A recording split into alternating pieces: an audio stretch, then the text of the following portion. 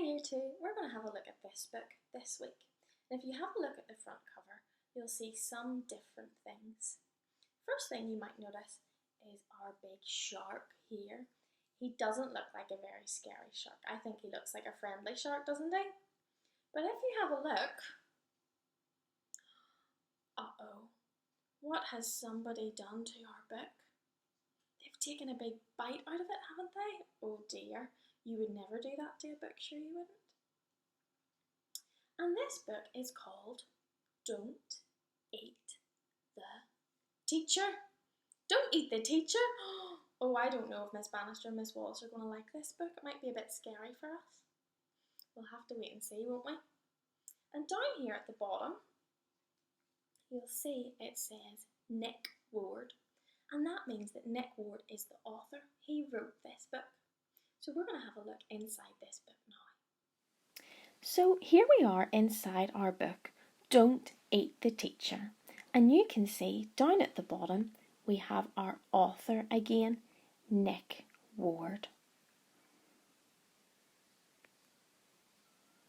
Hurry up, Sammy, his mother called. You'll be late.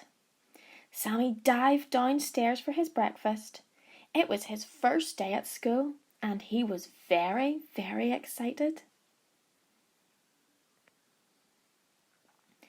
But when Sammy became too excited, he had the unfortunate habit, as all young sharks do, of biting things. Sammy opened his mouth and crunch! Oh, Sammy, complained his mother, don't eat the table. Sorry, Mum, blushed Sammy.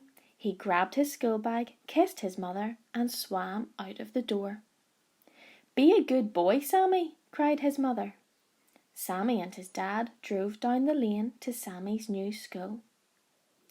Now we're going to stop here for a little minute Year 2, because there's something that I want to show you in this book this week.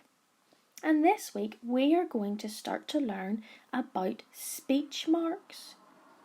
And we haven't looked at speech marks before in Year 2, so this is something brand new that you can really impress Miss Bannister and Miss Wallace with. Speech marks just mean that somebody's talking. And I'm going to use my pointing finger and I'm going to show you some speech marks now. So if you look at my pointing finger, can you see where I'm pointing to? I'm pointing to the word be. And the grown-up who's with you could point even closer to where the speech marks are. They're the two little lines at the start of the word be. And if you look at the end of the word Sammy, you'll see another set of speech marks, two little lines. And that means that that person has stopped speaking. So we're going to see if we can find some more speech marks as we read the rest of our story. In the playground, a group of children were playing tag. Brilliant, cried Sammy, and dashed off to join in. You're it, shouted a shrimp. You're it, cried a cod. You're it, howled a haddock. Sammy opened his mouth and crunch! Oh, Sammy, the children moaned. Don't eat your school friends. Sorry, blushed Sammy. He hiccuped politely, and out swam a little fish. Am I still it? The bell rang, and all the fish swam off to their classroom. Good morning, children, beamed the teacher. Let's start the day with a really good story. Brilliant, thought Sammy, flapping his tail in excitement. Here we are, said the teacher. Here's a story we can really get our teeth into. Now, Year 2, on this page, there are loads and loads of speech marks. Can you remember what it means when we see speech marks? Tell the person who's with you. Speech marks just show us that somebody is talking. So let's have a look at our first sentence. Good morning, children. Can you find any speech marks in that sentence? There are speech marks at the start in front of the word good, and that shows us that the teacher has started to speak. And there's speech marks at the end of the word children, and that means that the teacher has finished speaking. Well done if you spotted those. Sammy opened his mouth and crunch! "Oh, Sammy," cried the children, "don't eat our story." "Sorry," blushed Sammy. "Never mind," smiled the teacher. "Let's try some painting instead." Splish splosh! Sammy loved painting. He was so excited it was hard not to nibble his paintbrush. "Finished," he called. "Sammy, that's lovely," said the teacher. "It looks good enough to eat." Uh-oh. Sammy opened his mouth and crunch! "Oh, Sammy," groaned the teacher. "Sorry," blushed Sammy. "Never mind," said the teacher, giving him a cuddle. "It's music now." "Music and movement," called the teacher. "As I play the piano, I want you all to pretend you are seaweed swaying in a gentle current." I wonder if you could pretend that you're seaweed swaying in a gentle current.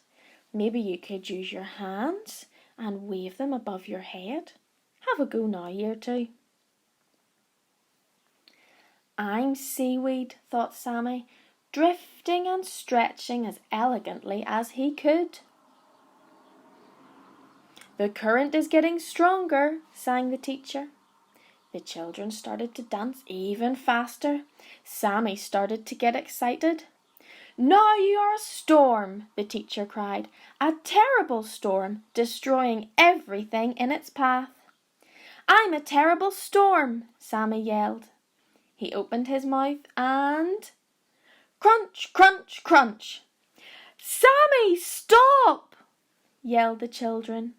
"Don't eat the—" "Oh dear," thought Sammy as he got ready to go home.